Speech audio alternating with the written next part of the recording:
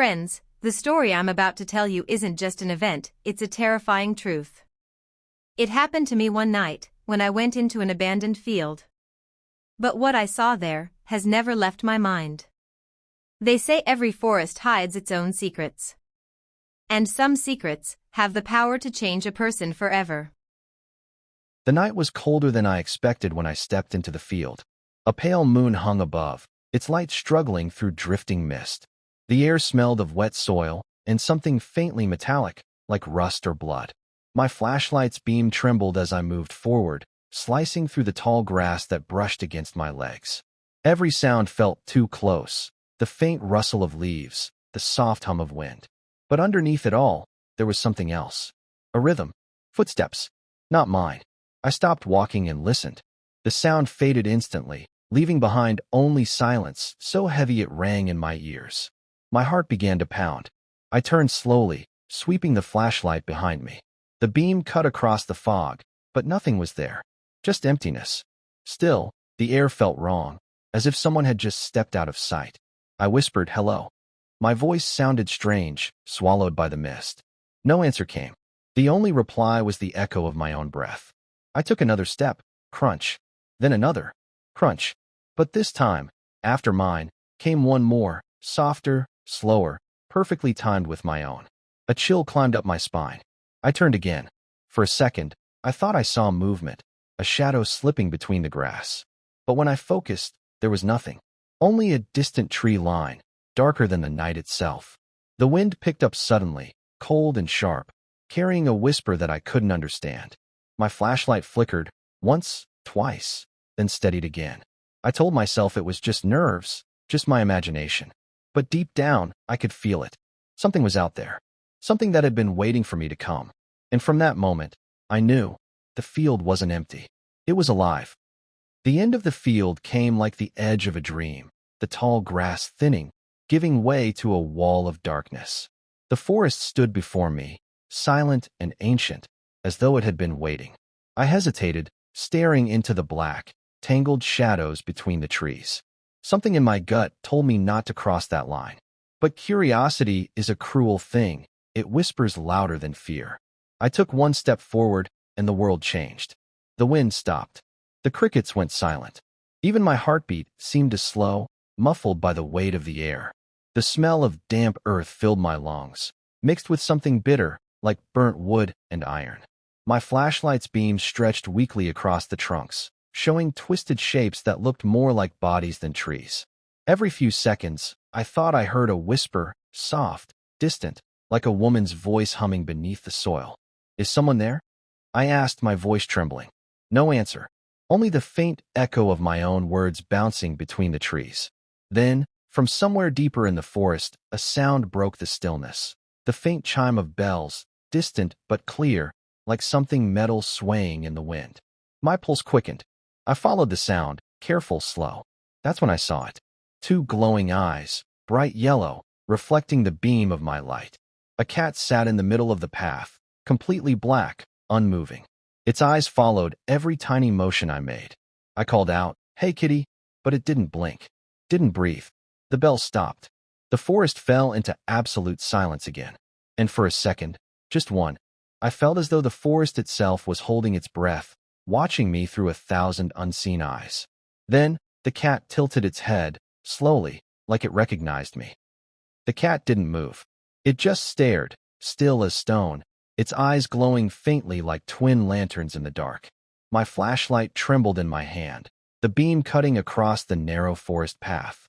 Behind the cat, I could make out the shape of a massive tree, a banyan, its roots twisting like veins crawling across the earth. The sight of it made my stomach tighten. It looked older than time itself, its branches spreading like a ceiling of bones. The cat blinked once, slow, deliberate, and I felt something cold run down my spine. Then, out of nowhere, a voice whispered through the trees. "You came back." I froze. The sound wasn't coming from the cat. Its mouth hadn't moved. The voice was everywhere, soft yet sharp, as if the wind itself had learned to speak. My heart began to race. I took a step back, but my foot slipped on wet leaves.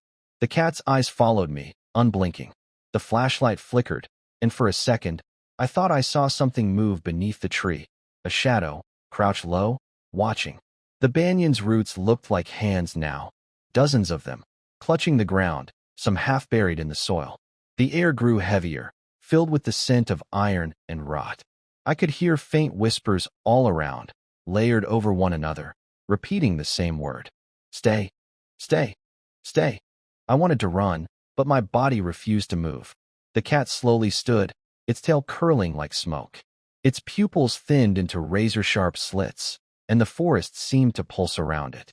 Then it turned, not away, but toward the banyan tree, and walked straight into the darkness beneath it.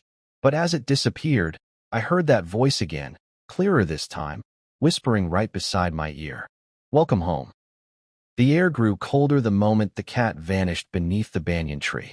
My flashlight flickered again, its weak beam trembling against the massive roots. I could hear something moving, slow, scraping, like claws dragging through soil. Then, from behind the tree, the cat stepped out again, but something was wrong. Its shape was different. Its body twitched as though something inside it was trying to escape. I froze, unable to breathe. The creature's spine bent backward with a sharp crack. Its fur rippled like black water, shifting beneath its skin. And then, before my eyes, the cat began to change. Its legs stretched, bones snapping and reforming. Its face elongated, then split. For a moment, there were two faces on one head, both twitching, both breathing. I wanted to scream, but my voice wouldn't come. The creature's form blurred, twisting between shapes. First a jackal, then a fox, then something else entirely. Something with arms too long, a body too thin, and no face at all. The sound of breaking bones echoed through the forest like distant thunder. My flashlight slipped from my hand, landing in the dirt. The beam rolled upward, lighting the creature from below. Its shadow stretched across the trees, tall, monstrous, and trembling. Then it spoke, not in a growl, not in a hiss, but in a voice that was both human and animal. You shouldn't have come here. It took a step closer, its feet leaving no marks on the ground. Its eyes, now pale white, locked onto mine. I stumbled backward, but the roots caught my ankles, pulling me down. As I struggled, the creature leaned closer. I could feel its breath, hot and damp, against my ear. Do you know what waits beneath this tree? Then it smiled, a wide, human smile stretched across something that wasn't human anymore. The creature's smile lingered in my mind even after it vanished into the darkness. I crawled backward through the mud, gasping for breath. My hands shook uncontrollably as I grabbed the flashlight, but the beam was weak now, flickering like a dying heartbeat. The forest around me had gone still again, but it wasn't the same silence as before. It was heavier, alive. I could feel it. The trees were watching. Their trunks seemed to twist as I looked at them, the bark shifting like skin. Faces began to form in the wood, hollow eyes, open mouths, silent screams frozen in place. The air thickened with a strange vibration, like 1,000 whispers humming inside my skull. I covered my ears, but the sound was inside me. Stop it, I whispered to no one. The ground trembled beneath me. The roots of the banyan tree stretched, snaking across the soil, pulsing like veins. The forest floor began to breathe, rising and falling as though the earth itself was alive. I stumbled to my feet, trying to run, but every path looked the same. No matter which direction I turned, the banyan tree appeared again, closer each time. The forest was folding in on itself. I realized then I wasn't lost. I was trapped. The wind picked up suddenly, sharp and cold. It carried voices, faint but clear. Don't run. Stay with us. Breathe with us. My flashlight went out completely. Darkness swallowed me. The only light came from the cat's yellow eyes glowing faintly between the roots. They blinked slowly, then vanished. In the silence that followed, the ground beneath my feet moved, a heartbeat, deep and slow, shaking the soil. The forest wasn't just alive. It was awake, and it had finally noticed me. I ran until my lungs burned, crashing through branches and roots that seemed to reach for my feet. The whispers followed me, softer now, almost tender, like they were guiding me instead of chasing me. Then suddenly, the forest opened into a clearing. In the center lay a pond, perfectly round, perfectly still. I stopped at its edge, gasping for breath. The water's surface was so smooth it looked like glass. No ripples, No reflection of the moon or trees, just an endless, black mirror. The air here was colder, thicker, as if the pond itself was breathing in the darkness around it. For a long moment, I stared into the water. Nothing moved. Then, slowly, something began to appear. At first, I thought it was my reflection, but the eyes were wrong. They were golden. Familiar. The cat. It stared up from the pond's surface, its mouth curved into a faint, knowing smile. I stepped back, but the reflection followed, moving when I did. My heart pounded as the cat's image began to change, its fur rippling, its features melting until the face staring back at me was mine. Same eyes, same lips, same terrified expression. Then it spoke. Its voice came not from the air, but from the water itself, vibrating through the surface like a breath. You shouldn't have followed me. My reflection blinked, but I didn't.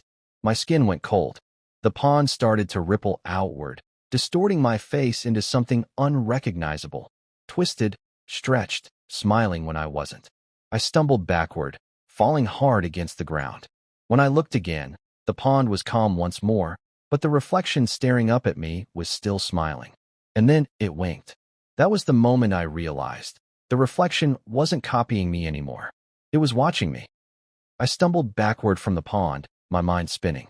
Every instinct screamed at me to run, but my legs felt heavy, as though the earth itself was holding me down. The forest had gone silent again, that dreadful kind of silence where even the wind forgets to move. Then, from behind me, I heard it, the faint sound of footsteps. Slow, wet. I turned. There she was, the old woman, the same wrinkled face I had seen when the cat transformed beneath the banyan tree. Her eyes glowed the same faint gold, her lips stretched into an unnatural smile. "Why are you leaving so soon?" she whispered. "You woke the forest, now it wants you to stay." I took a step back, but her body flickered, shifting between shapes. The cat, the woman, a dark, formless shadow. Every transformation brought her closer. The forest around us began to move again, trees bending inward like prison bars. Roots crawled toward my feet. "No, no," I screamed, running blindly through the trees. Branches tore at my skin, roots clawed at my ankles. I didn't care. I just had to get out. Then, through the thick fog, I saw it, the end of the forest. The field. My way out. I burst through the last line of trees, collapsing onto the soil, gasping for air. Behind me, the forest was still again, quiet and dark. I looked back once. The banyan tree stood at the edge, its roots still twitching. The cat sat beneath it, watching me. And then it smiled. I turned and ran until I reached the road. But when I looked down, my reflection stared back at me from a puddle. It wasn't me. It was smiling, and its golden eyes glowed faintly in the dark.